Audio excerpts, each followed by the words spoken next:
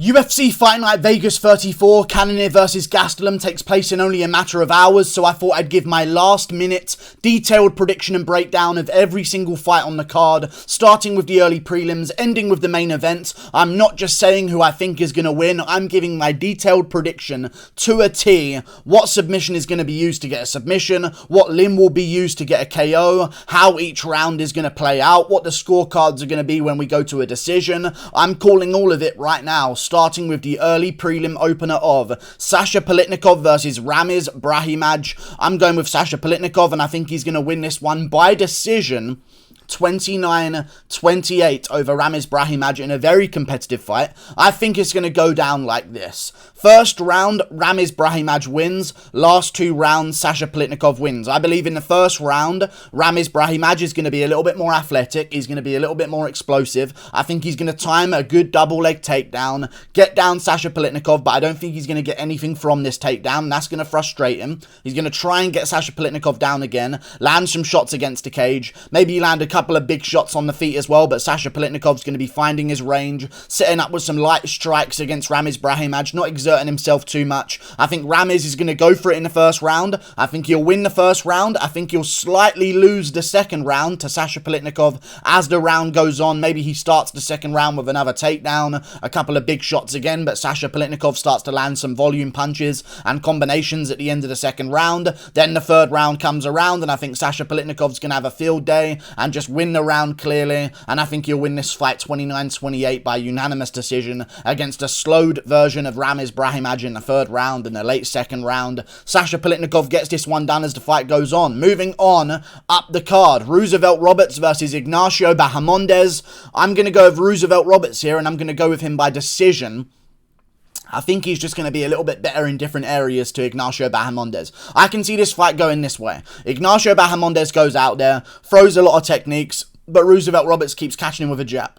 Roosevelt Roberts keeps catching him with a 1-2, straight on the chin, jab, pots back Ignacio Bahamondes' head. Ignacio goes for a head kick, a body kick, a leg kick. Some of them might miss, some of them might land. Roosevelt Roberts, jab, 1-2. I think this is going to look a lot like Bobby Green versus Rafael Fiziev. However, I think Roosevelt Roberts is going to do a little bit of a better job than Bobby Green did in mitigating some of the kicks from Ignacio Bahamondes. I think Roosevelt Roberts is going to go out there, win every single round. Maybe other than the first, maybe I'll give the first round to Ignacio Bahamondes, and then as the rounds go on, I think Roosevelt Roberts is going to find his own rhythm, and I think he wins this one by unanimous decision. Just putting the volume on Ignacio Bahamondes, landing with straight shots, technical shots. I think he's the more fundamentally sound fighter, and I think he wins because of it. Moving on up the card, William Knight versus Fabio Cherant. I'm going to go with William Knight. Third round TKO against Fabio Cherant. I think Fabio Cherant's going to come out there looking to swing heavy early. Both guys are going to have a crazy first round, in my opinion. Back and forth. Maybe Fabio Cherant gets the better of it by landing a couple of big shots. William Knight against the cage. Fabio Cherant pushing him against the cage. Landing some shots there. But I think William Knight, as the fight goes on, is going to have better cardio, because he does have great cardio, and he can push a good place in a fight. And if he doesn't get taken down, he can do real good things on the feet. And he does carry KO power into later rounds. I think he's going to go out there, ride out the first round, have a little bit of a chaotic style in the first round. Both guys landing some big shots. Very entertaining fight.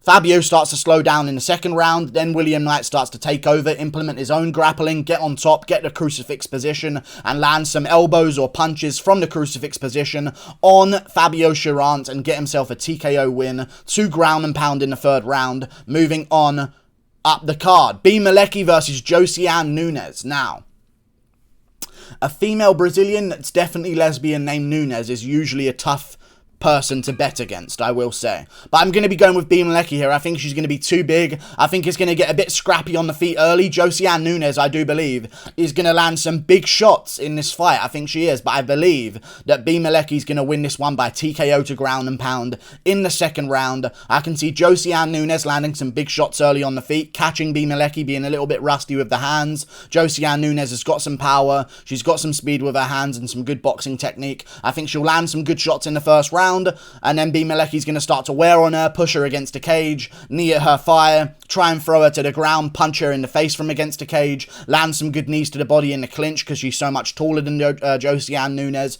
Then in the second round, after some good knees to the body, I believe Josiane Nunes is going to try and shoot a takedown on Malecki to try and stop those knees to the body from working. Then Malecki is going to sprawl, end up on top, be so big that she can keep top control after Josiane's failed takedown, get on top, land some ground and pound shots, and Josiane Nunes is just going to shell up and wait for the fight to be stopped, and it will be a TKO win for Malecki at the end of the second round. Moving on up the card, Brian Kelleher versus Domingo Pilarte. I'm going to go with Brian Kelleher by first round submission due to a guillotine against Domingo Pilarte here. I can see Brian Kelleher, Domingo Pilarte having a very slow first round, both guys trying to feel each other out.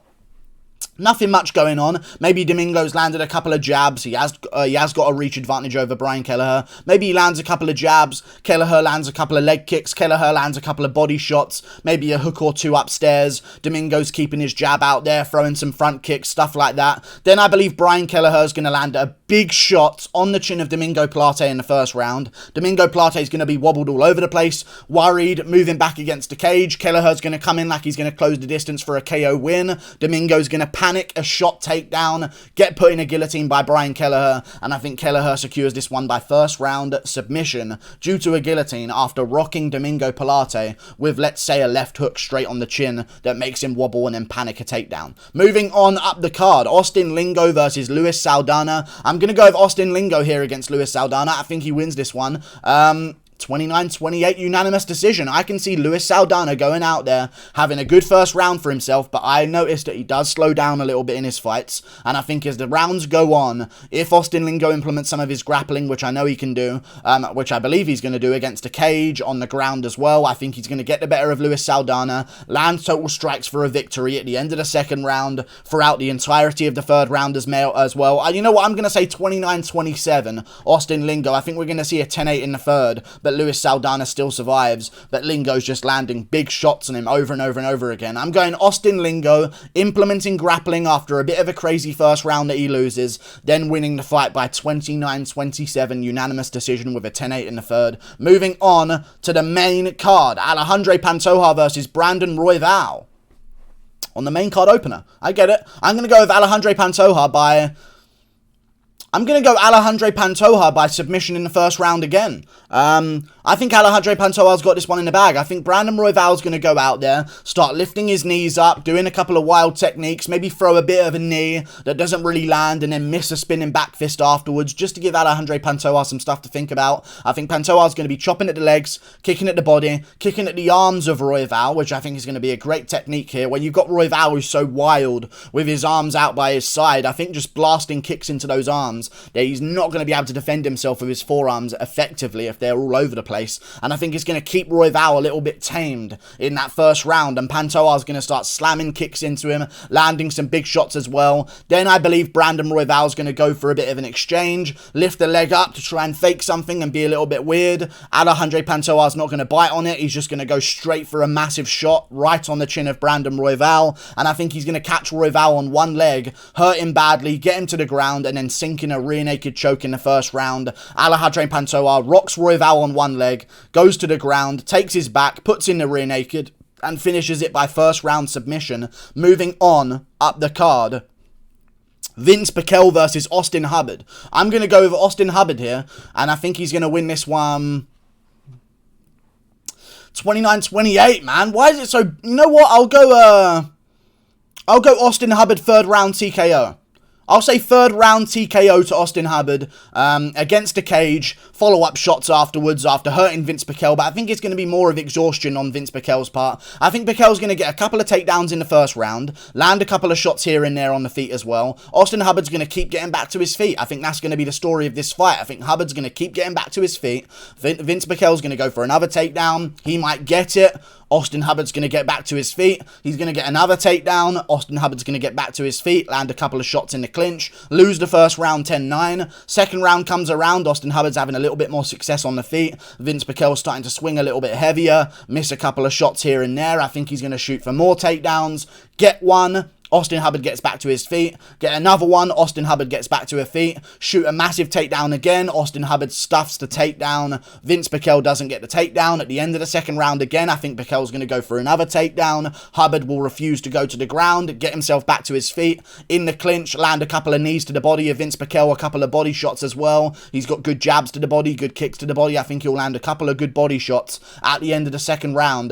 Vinc Pichel in the third round is going to go out there, be very patient, wait for Hubbard to come to him, try and blast a double leg in the center of the cage, get it, but Hubbard will get right back to his feet immediately, land a couple of knees in the clinch again, couple of shots in the clinch to the face of Vinc Pichel. Vinc Pichel's going to be stumbling against the cage, just failed to take down, his last ditch effort to try and get some momentum back, shoot again on Austin Hubbard, get sprawled out, get beaten up a little bit, get back to his feet, get beaten up some more. Vinc Pichel's covering up, Hubbard's going to the body, to the head, combination punches. Vinc Pichel goes down against the cage and Hubbard finishes it off with a TKO. Third round stoppage for Austin Hubbard. Moving on to the feature, no, not the feature fight. Trevin Jones versus Said Yakub Karamakdomonov. I'm going to go with Trevin Jones here by first round TKO win. I think Said is going to come out a little bit aggressive. He's on short notice. He knows he has to go out there and make something happen early. I don't think he thinks he's going to win this one as the fight goes on without having a full training camp like Trevin Jones has had.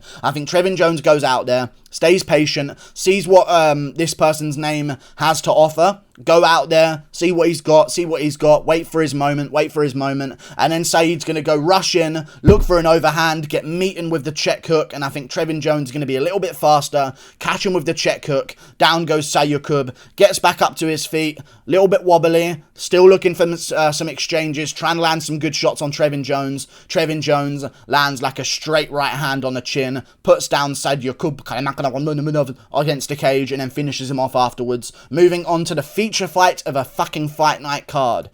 Parker Porter versus Chase Sherman. I'm going to go with Chase Sherman here. I think Parker Porter's going to land some big shots early. Chase Sherman's going to land more of them. Some knees in the clinch, some elbows in the guard as well. In the clinch, I mean. Land some good elbows, land some good knees. Kick at the legs of Parker Porter from range. Maybe throw some oblique kicks as well. Land some good jabs. Start to break down Parker Porter as the round goes on. Second round comes around. Porter starts throwing some heat again. Gets hit with a knee to the face in the clinch. While he's swinging a little bit recklessly, leading with his head as well, and he's going to be put in a clinch, knees to the body, elbows to the head, and I see Chase Sherman getting a finish by elbow TKO in the second round against the cage. Moving on up the card, Clay Guida versus Mark Madsen. I'm going to go with Mark Madsen, 29-28 win, majority decision.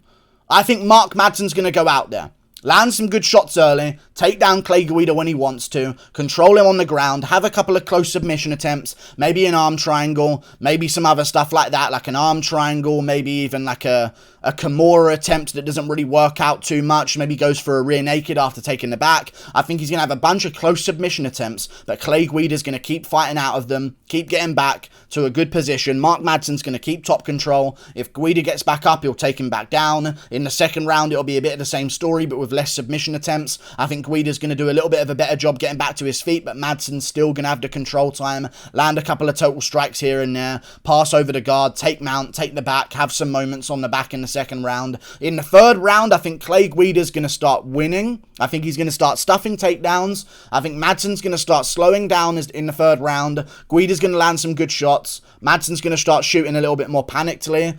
Clay Guida's going to stuff those takedowns. Then at the end of the third round, with like a minute to go, after a bit of a round where Guida's starting to get the better of things, I think he starts to pour it on Mark Madsen, land some combination punches, land some big shots. Madsen gets a little bit wobbled, starts backing up against the cage. Guida goes for him again, lands more big shots. Clay Guida putting it on, showing that he's still got it in his old age of 40, whatever he is, 39 years of age, landing big shots on Madsen, looking for the finish. The round's going to end and Madsen's going to be saved by the bell. One judge gives it a 10-8 to Clay Guida. Two of the judges don't see it a 10-8, give it a 10-9, 29-28, or whatever the scorecard's going to be. Majority decision to Mark Madsen with one draw scored by the judge. Moving on up the card, Cannonier versus Kelvin Gastelum. Jared Cannonier versus Kelvin Gastelum. I'm going to go with Jared Cannonier, second round KO. I think he's going to get it done with a straight right hand, right on the chin of Kelvin Gastelum. I think it's going to be real big problems. I like Jared Cannonier. I just don't see him winning this one. I mean, I don't see Kelvin winning this one. I like Jared Cannonier here. I think the first round's going to go pretty easily. I think Kelvin Gastelum's going to come out there, be a little bit patient. He's wary of the power of Jared Cannonier. Cannonier's going to start landing his inside leg kick. Gastelum's not going to like it. He's going to start looking to go to the body with some straight right hands that he overextends with. Cannonier's going to start throwing some check hooks to sort of show that I can go to a check hook here. I'm not going to commit to it yet, but that's an option that I have. Gastelum's going to start realizing he can't lead with his head so much and be overextended. Going to start looking for some jabs against Cannonier, or looking to find his way in after some fake jabs, slipping on the inside, landing some right hands over the top. I think as this is happening, Cannonier's keeping good range, jabbing at the face of Kelvin Gastelum, kicking him to the body, kicking him to the legs over and over again. A couple of good calf kicks, couple of good inside leg kicks, couple of good outside leg kicks. Kelvin's starting to switch stances a little bit more now. Comes in at an angle with a couple of bit of a switch step like he was doing against Adesanya. Look for the finish on his weak legs. Not going to be good. Cannonier's going to catch him a couple of times big. At the end of the first round, go back to some good leg kicks. Round 2 comes around. Couple more good leg kicks from Jared Cannonier. Kelvin's looking for a finish, trying to switch stances as he comes in. Looking for a big overhand over the top of the jab of Cannonier. Cannonier won't throw the jab. This time he's going to throw a check hook, and I think he's going to get the check hook. Gastelum leans back. Boom! Big right hand down the pipe from Jared Cannonier. He finds the finish on Kelvin Gastelum, finishing him with TKO shots behind the ear, on the ground. Kelvin's going to be trying to recover, but he just won't be able to. I can see this being finished by way of Jared Cannonier being separated, Kelvin finally popping up afterwards and then wobbling all over the place and looking at the ref like, what? And then it's kind of like Robbie Lawler versus Nick Diaz. I think Kelvin will go out for a second, enough to warrant a stoppage, but he's going to pop right back up and be like, what? While he's stumbling all over the place against the cage. Like and subscribe. Thank you for watching. Jared Cannonier, second round KO. Goodbye. I'll see you later.